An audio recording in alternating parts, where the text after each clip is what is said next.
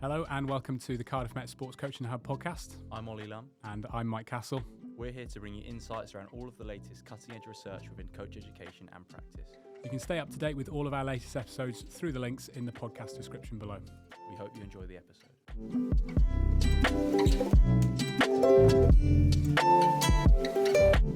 Okay, and welcome back to another episode of the Cardiff Met Sport Coaching Hub podcast. Joined today by two special guests, one of which is actually normally a co-host. So Oli on the other side of the mic, so to speak, this morning. And then we've also got Ashley Kempson. Ash, welcome to the pod. Thanks for having me. We'll start with some introductions for you then, as this is your debut episode. Tell us a little bit about where coaching started for you and how has it taken really you to where you are now in work and in coaching? Yeah, so I guess like most people that's come through Cardiff Met, I think I certainly started coaching as part of the BSc and part of the degree. Got injured playing rugby myself, so sort of got more into that. And then my dad was coaching at the club that I played at the time in a younger age group, so naturally sort of fell in line with that really. And then I guess I started to take it a little bit more seriously as I sort of did the coaching badges, level 1, level 2, and I did that quite early actually. But yeah, in reality then I did the masters here. I've done everything here. I owe a lot to this place, but did the masters here, so did that part-time, and I was a PE teacher as well, so naturally sort of the coaching teaching piece was part of the day-to-dayness of what I did. And yeah, as I did the masters then, sort of just started to get the bug for the research and literature element and trying things and being creative with what I was trying to do and achieve. So yeah, it really sort of stemmed from there. And then undertook the DSc here as well, which has been pretty transformational for me, personally and professionally, I think. And when I say professionally, not necessarily just in the coaching.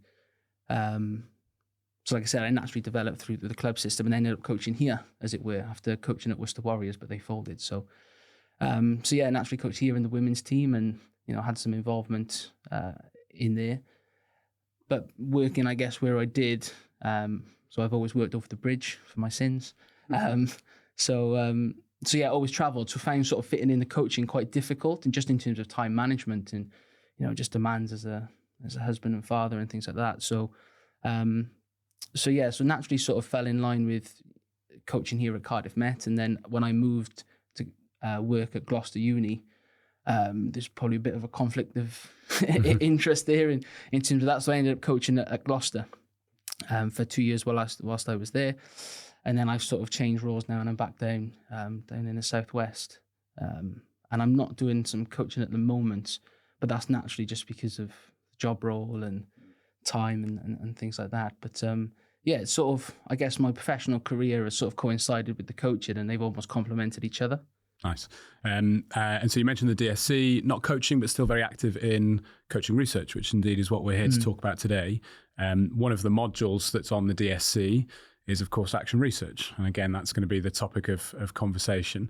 Can you share with us just a little bit about some of the research work you've been doing, the type of work you've been doing on the DSc with your thesis, and indeed maybe some of the things you've been working on? Because I know you've been working with Oli on a few projects as well.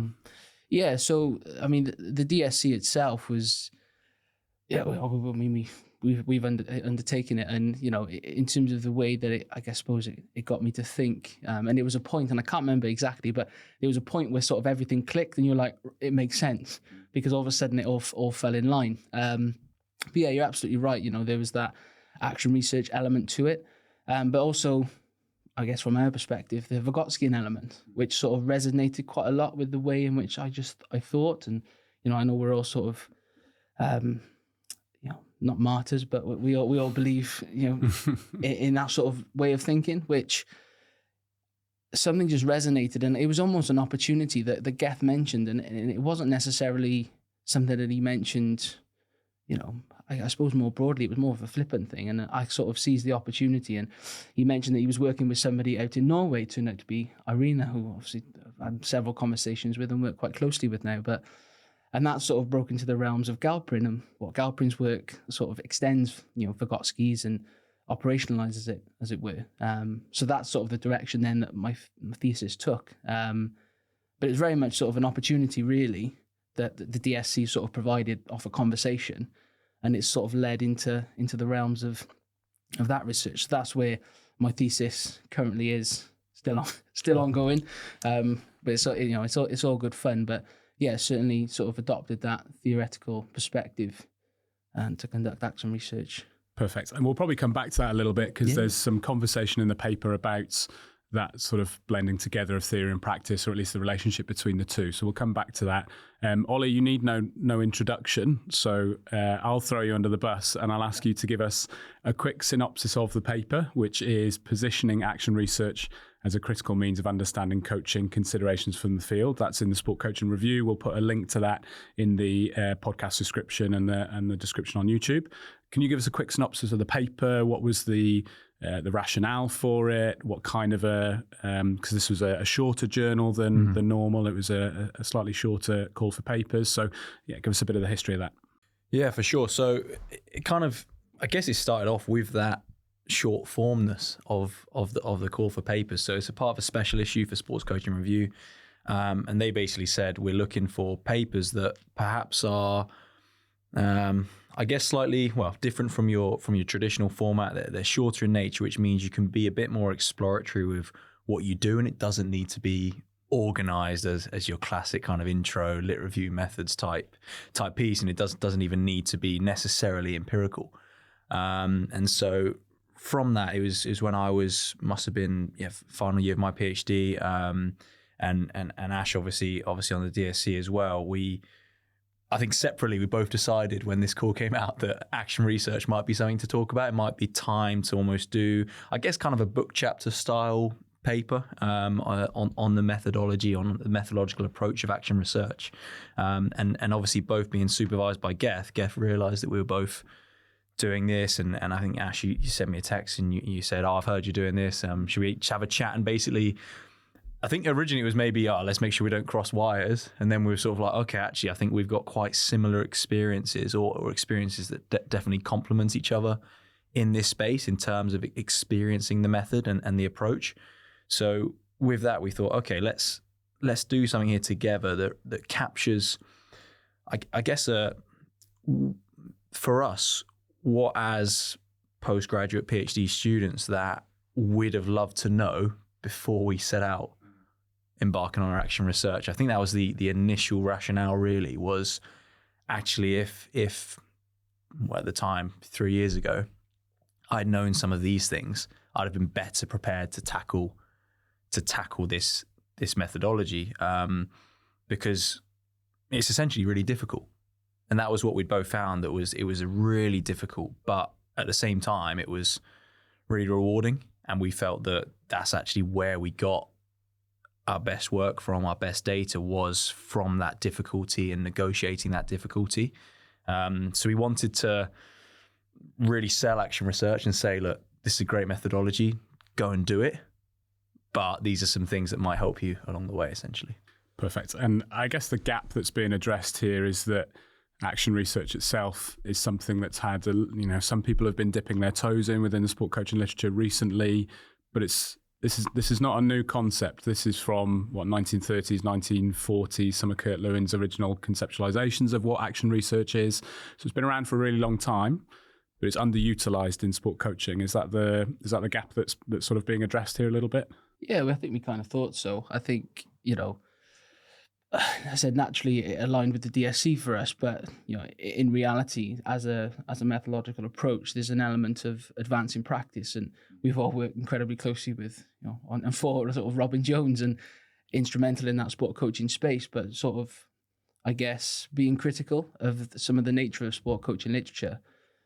And I think we touched upon it in the paper about sort of just really understanding, there needs to be an element of transformation and advancement of practice. And I guess we've seen action research almost as a logical fit for that, which is, I suppose, why we thought so strongly about utilizing it for our own work. But yeah, like Oli said, it's that element of some unknown. I mean, when you start to read about action research, it's depicted in quite a nice, cyclical, linear fashion, and and scholars sort of have unpicked that and sort of talked around some of the challenges that presents. But I suppose what we found was that was very much coming from them doing perhaps practical action research, which is very much based on their own practice. And we come across some of the challenges as almost outsiders going into an environment which your positionality, which we touch upon in the paper, is quite different, and therefore perhaps your agency to be able to do that and change the environment is perhaps not so forthcoming, which is some of the things we explore. Perfect. That leads us nicely, really, into some of those reflections. So the paper, as we said, slightly shorter paper. What's presented are 3 reflections, a couple from you, Ash, and then one from you, Oli, about getting into those environments. And as you mentioned there, we'll talk a little bit about a researcher's agency within those environments, thinking reflexively, positionality coming through. So we'll go through, for the podcast, we'll go through each of those reflections, pull out the key messages, and of course we'll end in the usual way. So the first reflection then comes from you, Ash. So why don't you give us a little bit of a flavour of this first reflection, what sort of the core messages, and we can try and decipher some more of that. Yeah, so it was very much trying to capture, I suppose, how positionality, I suppose, not only evolved, but some of the challenges that I faced. And I guess one of the main things was around sort of what we just touched upon there, the agency to change practice. Now, for those that are sort of well versed in action research, that is sort of the methodology's intent, is to change practice. But as an outsider, that proved quite difficult for what was quite a traditional sport and quite a traditional environment. And that, I suppose that first reflection there, I suppose, just almost tries to capture that initial moment of not trying to sell the researchers per se, because without sort of wanting to go into, I suppose, too much detail about action research, but mine was very much sort of technical action research in that I had a theoretical lens that I wanted to sort of see, does it work and how can it change practice? Whereas practical action research is more based on a problem. Now, the environment necessarily didn't have a problem. So I was almost trying to go in to sort of to try and almost sell this theoretical lens as, it could have an impact on players' learning and therefore decision making.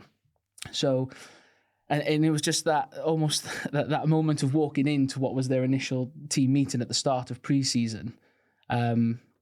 And I think I sort of talk about it as sort of that not having notoriety to engage, and at what level was I trusted? Is that element of circle of trust type thing. And although I'd been sort of invited in, I didn't necessarily feel like I belonged there. So I literally, metaphorically positioned myself on the outside, literally on a table next to them, just to sort of try and work out the landscape, I guess, and the best way to not necessarily pitch, because they had informally agreed to the idea of conducting the research, because they initially sort of talked around how they were curious as to wanting to develop decision making, because they seen it as beneficial. So I already had that sort of buy-in, but I guess when you start to get into the process and you then start to talk about changing things, that's when it was sort of proved a bit more difficult. But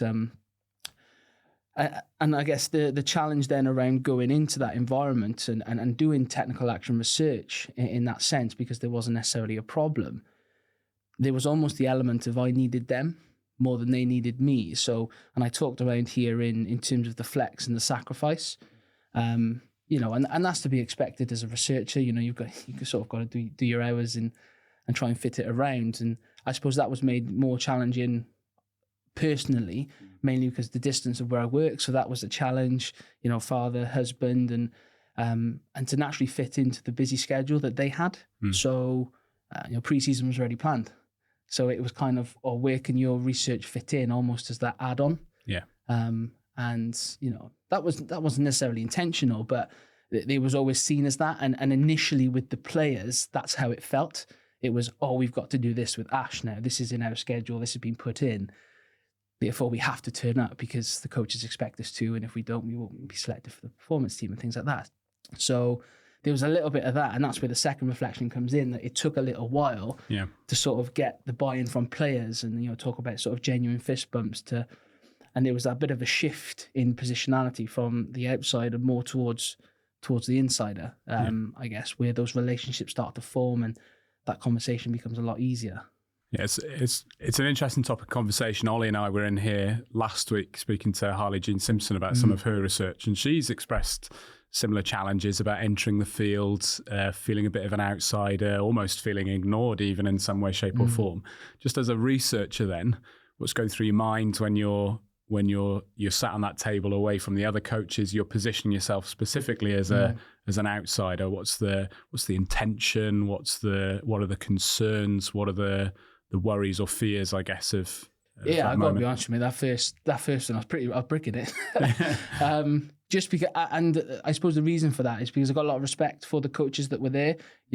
Some of them coached me when I was here as a student. So, there's that long element of respect and legacy. So, I almost wanted to do well by them. And also, that element of Geth was involved as well. So wanting to do well by him, in terms of putting his, I suppose, element of trust in me to do what I needed to do. So very much sort of obviously wanted it to land well and wanted to come across that I knew what I was talking about, almost as that external expert, if we want to term myself that. But the knowledge was there of the theoretical lens, what it would do for them, and I suppose present that picture of not necessarily all-knowing, but certainly to the point where they felt secure that it was the right person to sort of, I guess, bring into the environment. And I guess with that, we joked when we sat down about how I felt about the podcast, and there was that element of frontal work and backstage reality that I suppose that I had, presenting that picture to them, and then obviously with players, same sort of thing. And I was quite worried with players because some of them had reached a performance level that I never would and did within the sport. So, there's an element of, well, how do I generate buy-in there? And so there's an element of sincerity that you have to sort of engage with and be aware of, how you're landing, no matter how you're feeling. And I talk about in here as well about being exhausted, and I was pretty knackered at times. But you can't present that because why? Well, it's in their schedule. They're giving up their time, so you have to sort of present in the way in which continues that buy-in from them, and that's difficult. Yeah, I mean, my project in particular, as many do, have multiple methods and multiple realms of data capture and things like that. So you got your audio, there's video, and then it's the work after that, which is probably as exhausting in terms of the analysis, the organization of data and things like that. But I guess because of the schedule as well that we had and having to fit in, it was the timing of them, and then it was back to back at some points, and there were some times where I had to do 4 or 5 because of the size of the group in a row. But you can same energy as the first as the last and things like that. So it was tough. Because that front you've spoken about, you very explicit within the paper, professionalism, sincerity, unwavering knowledge, almost like you say, being all-knowing. That's not to say that you're not all-knowing and obviously very smart and know about the theory, etc. But what I quite like about this particular point is that this kind of work of the frontal work, the sort of Goffmanian, this is who I'm presenting myself to be, this is the performance that I'm putting on, is your almost engagement with something theoretical in order to make action research as a methodology work. There's a lot more to just picking up cycles of action research, for example, or knowing about technical, about practical, about emancipatory, if it's first person, second person, and this simplistic thing. There's a lot more to actually making it function. So how was it, just that experience of trying to draw from your previous knowledge just to make the bloody thing work? Yeah, I mean, having coached in the women's equivalent team at the club, there was an element of understanding of internal language and things like that. So it was quite easy to understand, resonate with what the players were talking around and what context they were talking around. So that made it slightly easier because, in terms of the natural language and terms, it resonated. So that made it a little bit easier. But yeah, you're absolutely right. And this is where I think some of the genesis of the paper comes from, is the depiction of action research is very different to the experience where, lots of ups, downs, sideways movements, and it's not necessarily neat, cyclical way of doing. It was, at times felt like all over the place, but in reality there was logic to what I was doing.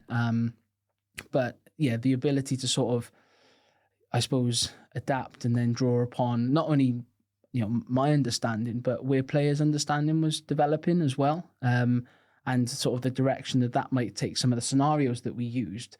But because it was getting them to think, we would go down that rabbit hole, at times, which I suppose caused more work. But it's not wanting to be dismissive of their contributions, and I think we talk around in the paper around that collaboration and creating that space for collaboration. Well, that doesn't happen if you've got a line of sight and you just stick to that.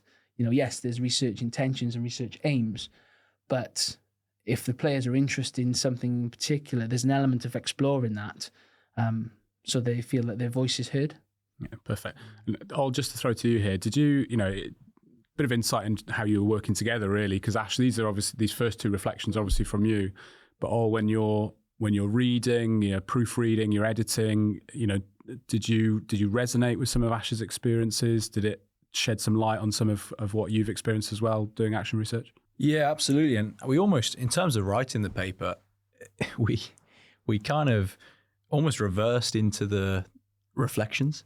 So originally I think the first draft we submitted had no extracts in it at all and was purely a position piece. Obviously we put some opinion in there and then drew upon some literature that we'd used within our own methodologies, within our own kind of conclusions, within the theses.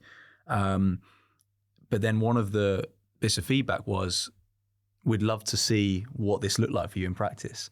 So that's how we kind of chose who had different reflections. So it was sort of myself and Ash then brought a few reflections of examples we'd had in our own PhDs, and shared of each other, basically, like whose do you think stronger on positionality and who's if that makes sense. So yeah, we both, these are things we both experienced and both were writing about together initially. But then essentially the reflections were, okay, how can we really bring to life what we were feeling rather than just providing another position paper or another review of literature in this area that we'd already created. It was, okay, how can we bring these to life? And then obviously we then reshaped the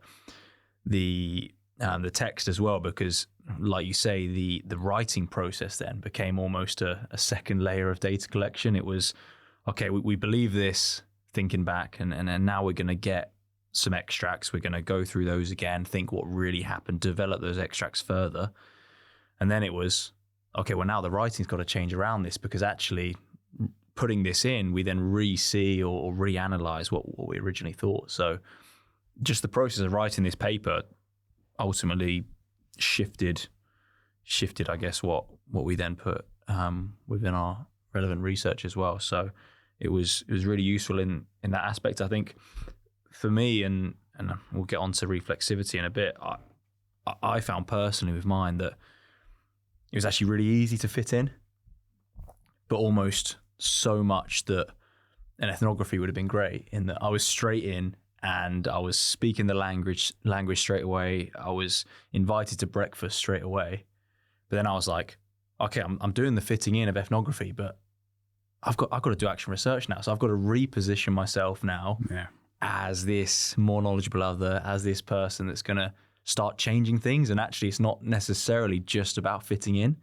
The fitting in is a part of it, but if I just fit in, why are they going to listen to me? Because I'm now just this person that occasionally goes on and runs with the group, and I stand there at training and take some notes, and I come for breakfast, but I've now got to position myself as someone that's going to alter practice and really have an influence. So I think that's I guess one of those, your classic double-edged sword of action research. You want to fit in order to, because you've got to understand what's going on. You've got to read the context. And so you've got to become that insider that Ash refers to, but you become so much of an insider that, and unless you're the head coach, which is where the first person action research, I'm not saying it's easy, but potentially easier when you're changing your own practice, you become so much of an insider that then you're part of the fabric. And why would you have why would you come in as this then external expert? Yeah, but that's not to say it's like we talk about distancing sometimes with these kind of things. It's not to say that there's like a sweet spot necessarily. You talk about dynamism in the paper a little bit. It's something that's ever changing. It's not you figure out your place and then you just sit there and occupy it for the remainder of the time. It's always sort of back and forth. It's always ebbing and flowing, I think, is the terminology again in the paper. But what strategies are you using to try and find that sort of adequate space, if there is such a thing? What are you using to constantly figure out that landscape to know where you need to sit and when in order to achieve certain things that you kind of want to achieve or you think you need to be doing? Yeah, and that's really important. I think that links obviously with Oli's bit at the end in terms of reflexivity, and there was a time I remember in terms of collecting data, and I think one of the head coaches came in and almost like my positionality changed like that because the dynamics changed with the players. Yeah. And so there was that element of not necessarily a subordination, but clearly there was a hierarchy when the coach came in, and therefore perhaps their willingness to engage with some of the concepts we were talking around.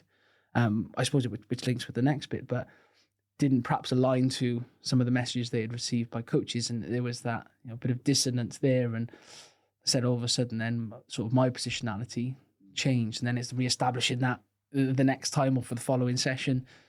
So yeah, it's that a constant awareness, and almost to embrace that because it will happen. As opposed to, like you said, being fixated on whether you are an insider or an outsider. Just be aware that it will shift, and it's okay to shift, but it's just, I suppose, you knowing how to reposition yourself once it has shifted, if you need to, in line with the research aims. Yeah, absolutely. You've spoken a little bit about working with players there, so we might as well talk about this second reflection, which is about contending some of the complexities of that environment. In here, what I'm really interested in, you've talked about the obvious development that you've seen in players.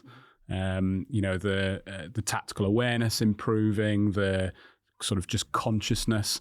How was it that you were able to sort of observe those? How did you identify these changes?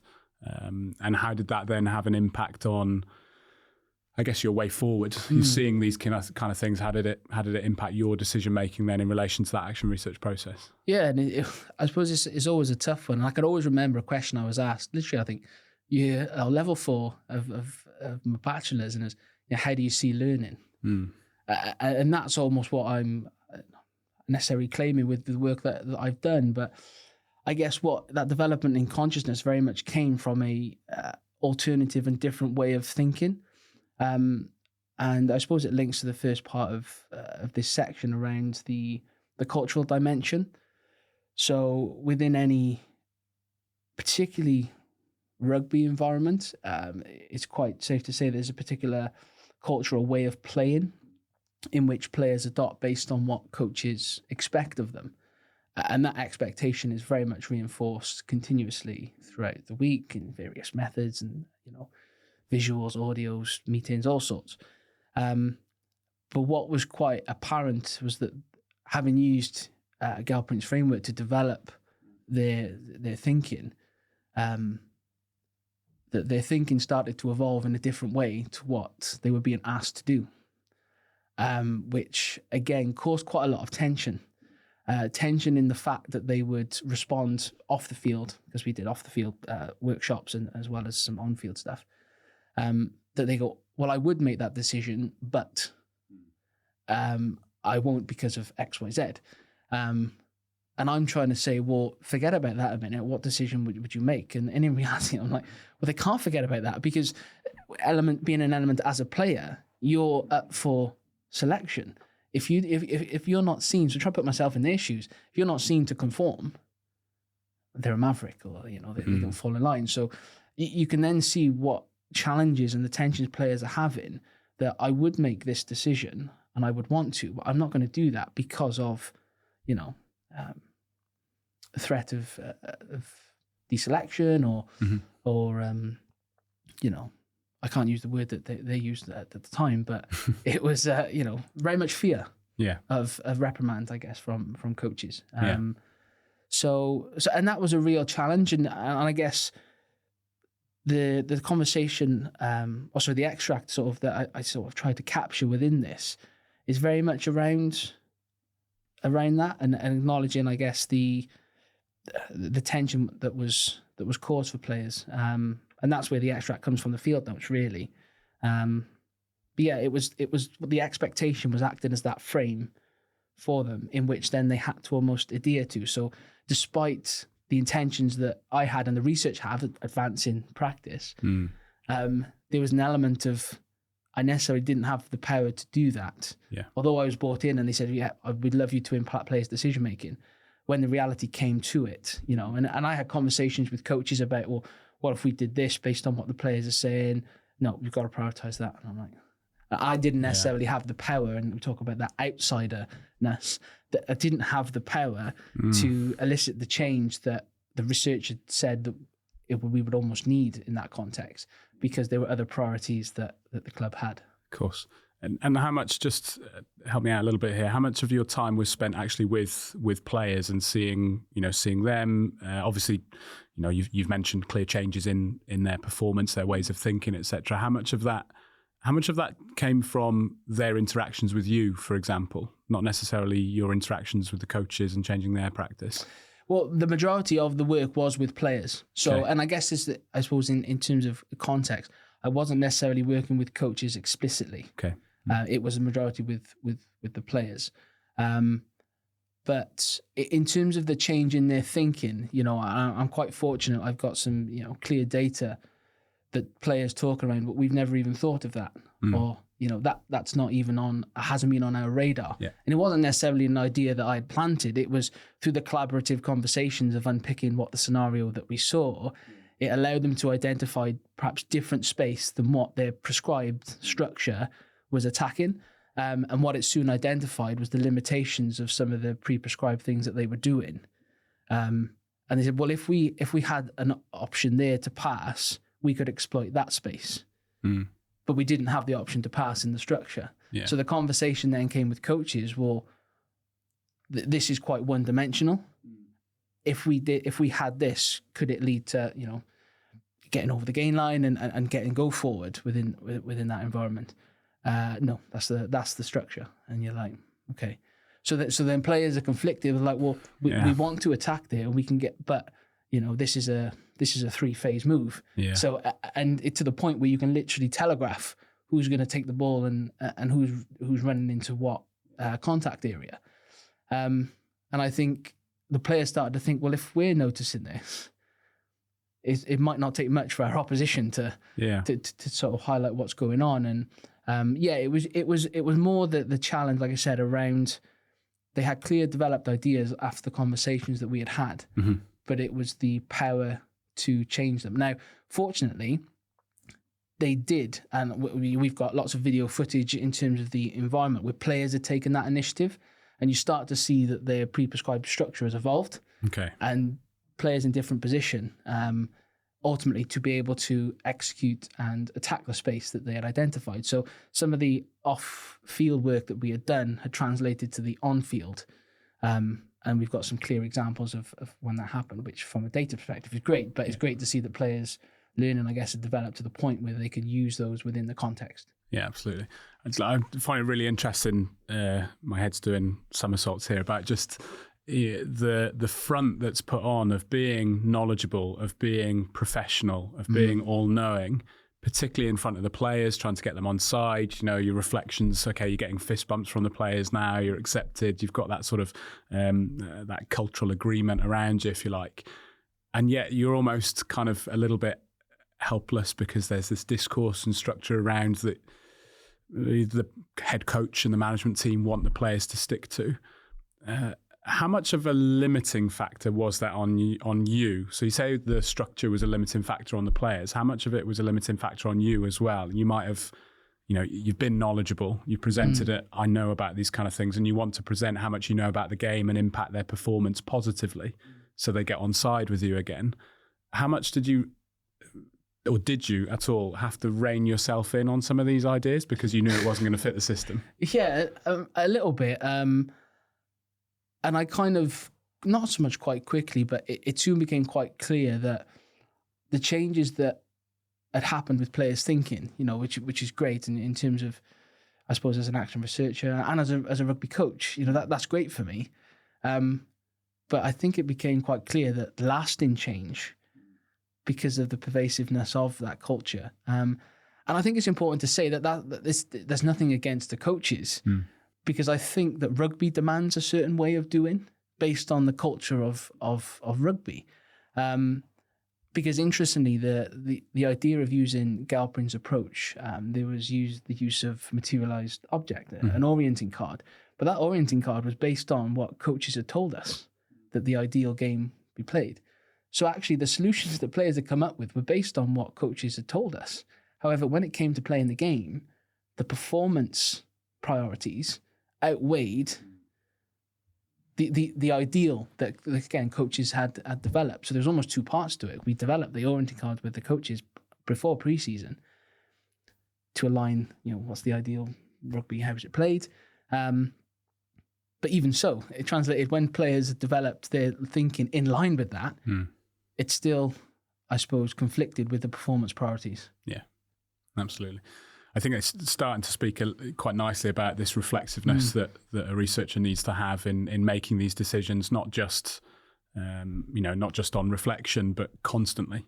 When you're on the field of practice, before you even go onto the field of practice, once you're done, in the little conversations that you have, etc. So that takes us nicely to the last reflection on the paper, which is from you all. The bit that I'm taken by at the start of this particular piece is the fact that various methodological approaches, they all take some kind of reflexivity to make them work, to make them higher quality. But what you're talking about within action research is that it's the doing of it is very much driven by reflexivity. It's not just an extra heading in a paper. This is something that you engage with from start to finish. Even when you're writing your lit review, you're doing your reading initially.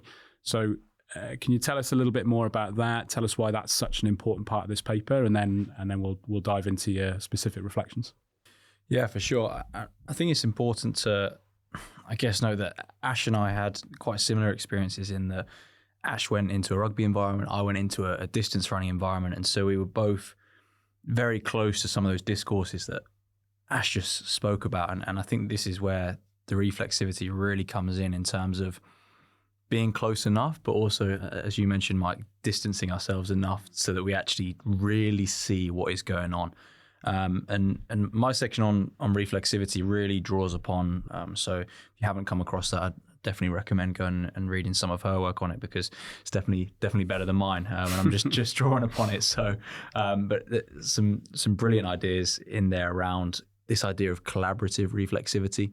And this is where what we really wanted to try and do was move away from, I guess, the idea that because action research is collaborative in nature, that it is then egalitarian and straightforward, and that you're always going to have the same buy-in across that. So we can collaborate without necessarily being equal all the time, or we can collaborate with different amounts at different times. And we've already said that kind of shifts throughout the process. But what we're really talking about is I guess driving the project through the relationships with the participants you're working with, the relationships with your supervisor, and making sure that you form a collaborative research team who then generates the data together.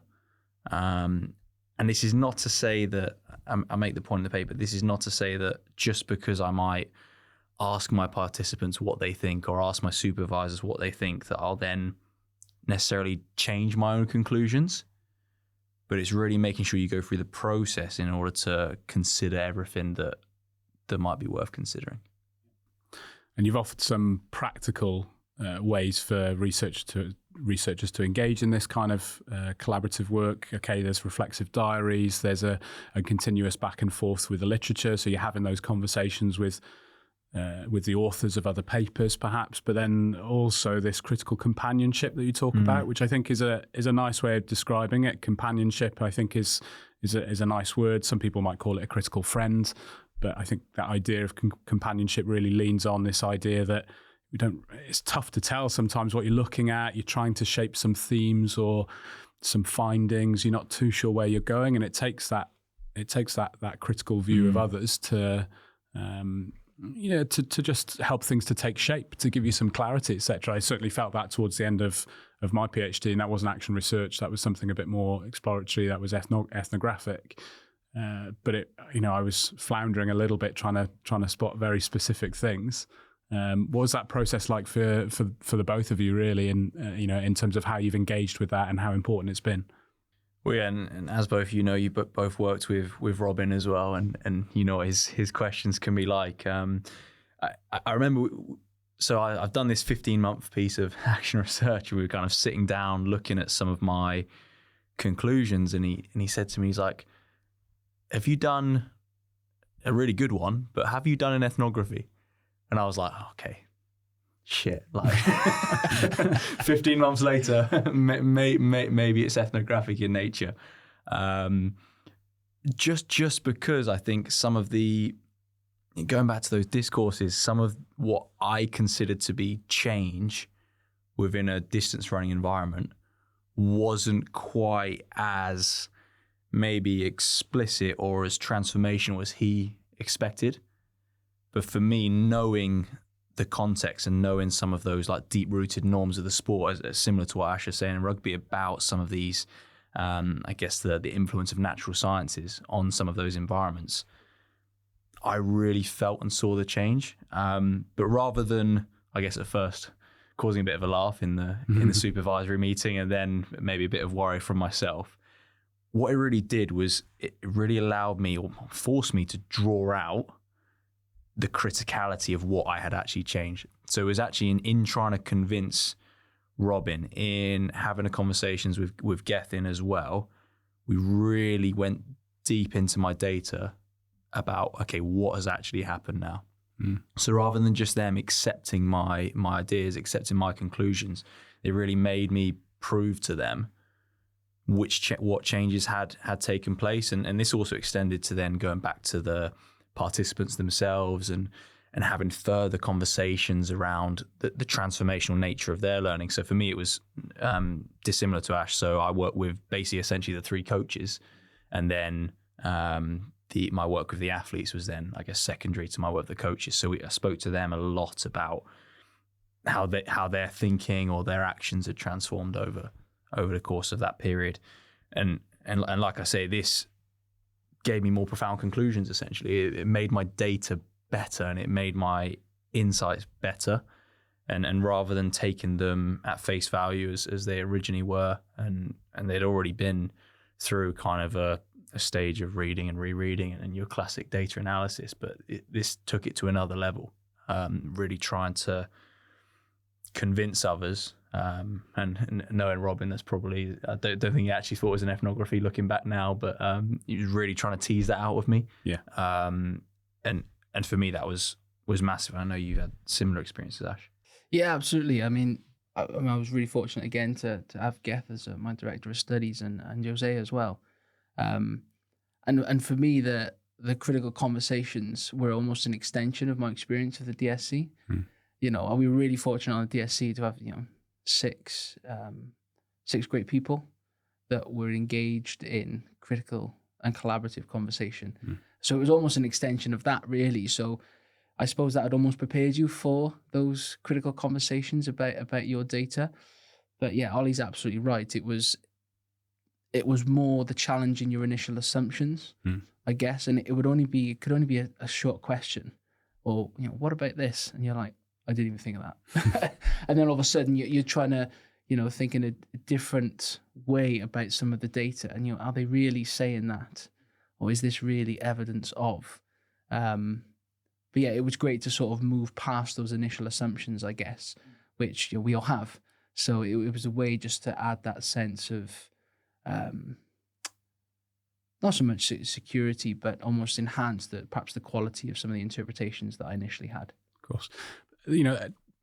All that considered it's not to say though that sitting down with these critical friends, these companions, supervisors, all knowing people like Robin, and you just take all of their suggestions on board, and it turns the data into something that's come from someone else. It's not. That's not what it's there for. Like you say, it's for the challenge, etc. But again, just thinking about your positionality as a researcher, but also as a student of these individuals. How is your positionality challenged there in terms of, okay, I've been challenged on this assumption by someone that I consider to be someone very more, much more knowledgeable, etc.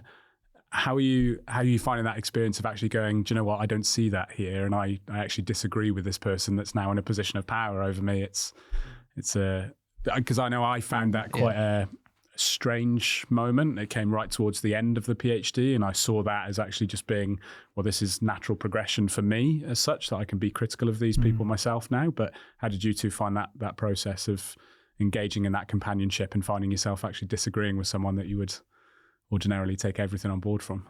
Yeah, I mean, for me, I suppose it took a while. I mean, my thesis is sort of nearly there. It's not quite over the line, but I think that developed over time. I mean, to start off with, when you get for me anyway, when I had the first bit of data, it was almost like a kid in a sweet shop. You're like, I've got my data. And, you talk about your initial interpretations, and then, there's an element of nerves that go along with that, sharing that this is what I'm thinking. And I don't know what your experience was, but with the action research, obviously you're getting data continuously. So it's almost an ongoing, and then, almost analysis at the end as well. So the data then impacts perhaps what you do the following week. So there's a constant almost flow of data and sort of ongoing interpretation with that.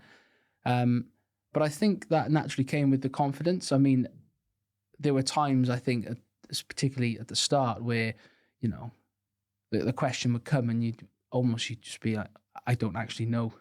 I thought I knew, a lot about this topic, but it was just that, not necessarily a curveball, but it was just a question that you think, I haven't given that any thought whatsoever. But then that's what sort of, I guess, initiates the find out, and actually I didn't think of that. And it might be like you said, that doesn't necessarily change the initial perception, but it just leads to, I've acknowledged that and I've thought about that, but that's not what I interpret is going on here. And as long as you're secure in that, and there comes a confidence with going through that process several times, and particularly over the course of an action research project, which, as I said, is the ongoing collection of data, it does come to a point where you are secure, or more secure, perhaps, to challenge back these gods of coaching literature, which we highly respect. We all do, absolutely. But there's the point where this is your work, this is your thesis, and it's your interpretation. So at some point it's, well, no, this is what I think, and I can defend this in a way in which I feel does it justice. But that certainly has taken time and confidence to develop. And I almost think that's not almost, I wouldn't want to say it's almost a rite of passing, but I think that's what you need to work towards, right? And then that's what the Viva is about, in essence, is the defense of that work and the defense of your interpretation to show how it's, it contributes, it's meaningful and credible. And I think that sort of develops over time. It certainly did for me. I'm not sure about you all. Yeah, similar experience. I think for me, just with it being action research, and Ash, I'm sure you're the same, and we've had conversations previously about this, that we naturally became part of our data anyway. So we're not just there making notes, we're there trying to orchestrate things happening as it's going. So I guess not necessarily the pushback, but the questioning from the supervisor is also questioning how you've positioned yourself within the data. And sometimes you're sat there thinking, what do you mean you don't see it? I was there. I said that. I literally said that. And I know what I was thinking when I said it. So I guess you have a bit of you're not simply trying to look at how other people perceive things. You are really there in the moment and knowing why you made certain decisions.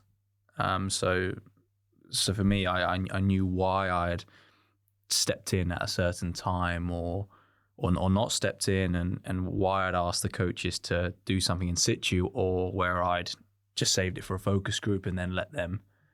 So I knew why I'd made some of those decisions, and I think that gave me confidence, like you say, to push back and say, no, actually, this is why I did that, because I was there. I am part of the data, and with my results section, I really wrote myself into my results. I talk a lot about what I did within the focus groups, and I provide a lot of, I guess, informal interview data where they're telling me about how they're experiencing the project itself, which I think was really helpful. But I think the point Ash makes around it's definitely our work as the first authors of our own research, but it really becomes a group piece of work with your supervisory team as well, and also with the participants. They are very much part of generating that data, and I think this speaks to, I guess, the point of the paper overall is that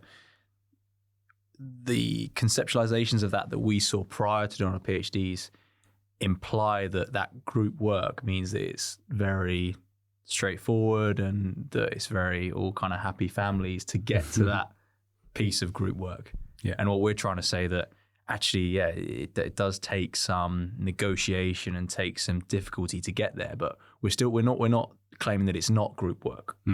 It definitely is. It definitely is a combination of yourself, your supervisors, your participants, but the process to get there is perhaps not as straightforward as some might suggest. Great. So you said at the start of the pod, these are some of the things that you wish you knew 3 years ago. So to round things up, to summarize for the listeners and those that have had a little read through, we're now 3 years on. You know all this stuff now. If you were teaching the action research module on the DSC, or if you're supervising a PhD student that's taken the plunge into action research, what would be the key messages that you would want them to take from this before they then sort of embarked on their project? I think the one line we use, I think, right at the end, which talks about how the nature of the work is difficult, but that's okay. Coaching is difficult, so actually we mentioned earlier on about the logical fit, but being difficult is okay. And like we said, those 3 reflections are not an exhaustive list. It's just perhaps to capture some of the more poignant things that we experienced, and your positionality, and it's well known within research methods, research your positionality, and it's okay for it to change, but you've got to be prepared for it to change and not be not be caught up in that, in the fact that you've got to be able to sort of reposition yourselves with the research aims in mind, but also holding the not so much picture, but position that you have with your group. You've got to be authentic, I guess, in that sense. But is it really authentic when you're putting on a front? But ultimately the aims of research are important, but also are the positioning of your participants. So just be mindful of those different priorities as the research unfolds, I guess, and be prepared for the complexities, because, like I said, it is difficult. But if you're willing to sort of encounter them and work in companionship with others to try and overcome those challenges and interpretations, hopefully you can get out of the research what the intention was. But yeah, it wasn't just to make the case for action research. Plenty of people have done that, but it was really to sort of highlight that it's not as straightforward, but that doesn't make it less meaningful. Yeah, I think just building upon what Ash said is really that difficulty, the complexity, the ambiguity. If you're not experiencing that, we'd probably argue that you're not maybe doing it right. In that, if you're not experiencing complexity, are you really capturing some of the messy realities of coaching that we've described? I say we describe coaching as kind of anyone who's spoken about it in the last 20 years has described it as complex in the literature, right?